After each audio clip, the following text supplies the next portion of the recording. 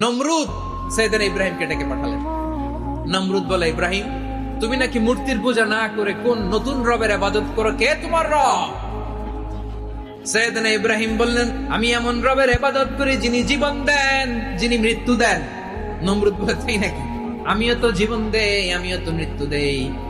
নমরুদ বলে, দেখো, দুজনকে ধরে আনলাম, একজন কয়েদিকে দিলাম মৃত্যুদণ্ড, আরেকজন যে দাঁড়িয়ে আছে চাইলে ওরেও আমি মৃত্যুদণ্ড দিতে পারি, কিন্তু না, ছেড়ে দিলাম, মানে জীবন দিলাম।